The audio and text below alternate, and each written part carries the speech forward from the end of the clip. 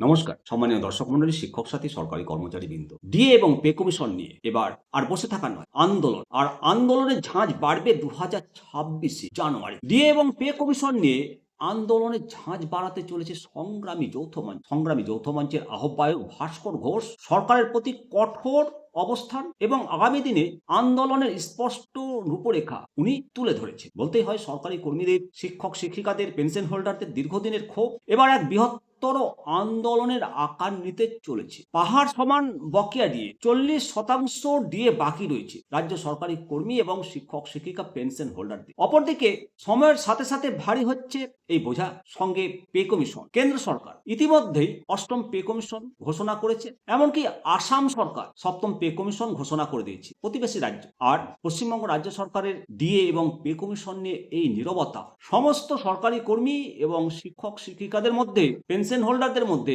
একটা ক্ষোভের সঞ্চার করেছে। এই পরিস্থিতিতে রাজ্য সরকারের উপর চাপ সৃষ্টি করতে সংগ্রামী যৌথ মঞ্চ একবার সরাসরি মাননীয় রাজ্যপালের হস্তক্ষেপ দাবি করেছেন। ওনারা মাননীয় রাজ্যপালকে চিঠি দিয়েছেন নতুন পে কমিশন গঠনের বিষয়ে উদ্যোগী হওয়ার অনুরোধ জানিয়েছে। রাজ্য সরকারের নীরবতা ভাঙতে এই সংগঠন ধাপে ধাপে আন্দোলনের পরিকল্পনা নিয়েছে। সংগ্রামী যৌথ মঞ্চ 27 জানুয়ারি 2026 কলকাতার বুকে বিশাল সমাবেশের ডাক দিয়েছে। তারা ব্লক থেকে জেলা, প্রত্যেকটা ব্লক, প্রত্যেকটা সাব ডিভিশনে, প্রতিটা জেলায় ডেপুটেশন দেবে।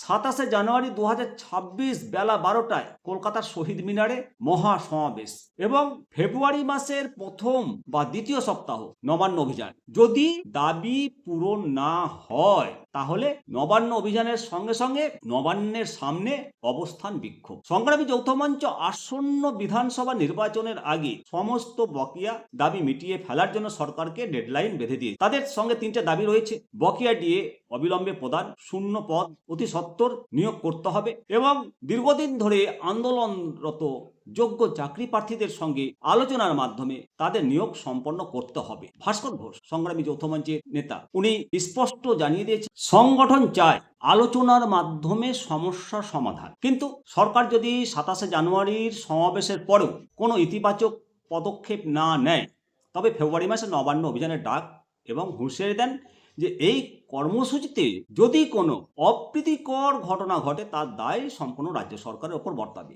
এরপরেও যদি সরকারের টনক না নড়ে তবে রাজ্য জুড়ে সমস্ত ক্ষেত্রে লাগাতার ধর্মঘটের ডাক দেওয়া হবে। সংগ্রামী যৌথ মঞ্চ জানিয়েছে সরকার তাদের বাধ্য করলে তারা কঠোরতম পথ বেছে নিতে পিছুপা হবে না। সমস্ত প্রতিবেদন আপনাদেরকে জানালাম। ডব্লিউপি অনলাইন ডিজিটাল মিডিয়াতে এই খবর প্রকাশ হয়েছে, আপনাদের সঙ্গে আলোচনা করলাম। অবশ্যই আপনাদের মতামত দেবেন কমেন্ট সেকশনে। বর্তমানে আমরা কতটা আশাবাদী রাজ্য সরকার 2026-এর ভোটের আগে পুরো ডিএ মিটিয়ে দেবে এবং নতুন পে কমিশন ঘোষণার সঙ্গে গঠন, ইমপ্লিমেন্ট ডেট ঘোষণা করবে কি, এই ব্যাপারে আমরা কতটা আশাবাদী রাজ্য সরকারের ওপর, অবশ্যই আপনারা কমেন্ট করে জানান। ভালো থাকবেন। জয় হিন্দ, জয় ভারত।